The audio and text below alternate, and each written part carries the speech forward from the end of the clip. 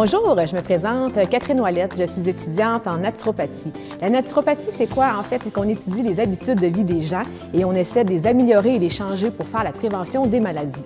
Donc moi, aujourd'hui, on commence avec quelque chose de super simple. Je vais vous parler d'une journée alimentaire bien équilibrée. Donc pour vous, chères personnes, je vais vous donner des conseils pour vos journées.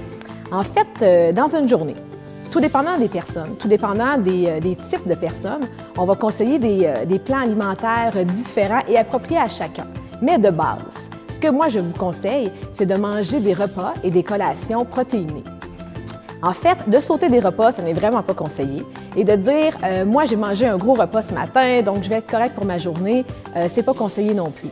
Donc, je vous conseille de vous lever et dans les 30 premières minutes de votre réveil, vous prenez un très bon déjeuner et bien sûr un verre d'eau avant de déjeuner.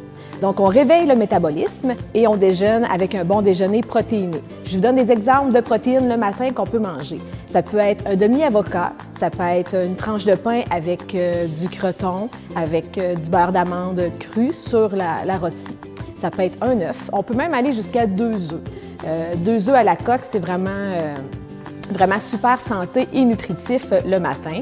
Le café ou le thé est conseillé évidemment le matin, il n'y a pas de problème.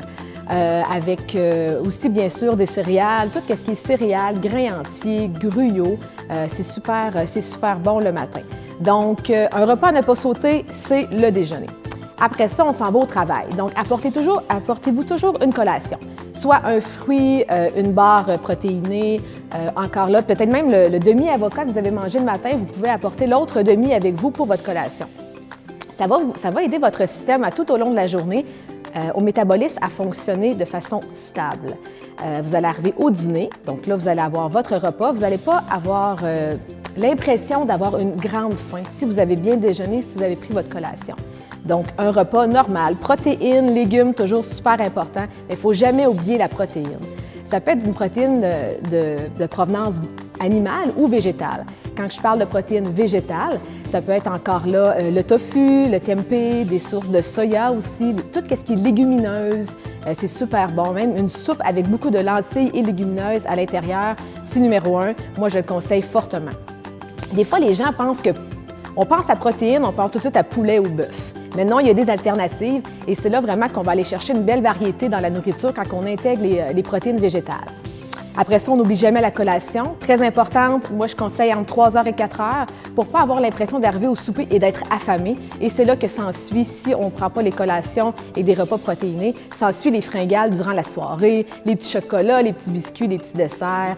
Et c'est pas vraiment bon pour le corps si on grignote jusqu'à temps d'aller se coucher parce que c'est vraiment important d'avoir un sommeil qui est vraiment récupérateur. Et si on grignote avant d'aller se coucher, bien, c'est pas bien conseillé. Donc, moi, mon conseil, on n'oublie pas 5 repas par jour, c'est-à-dire 3 bons repas avec 2 collations protéinées.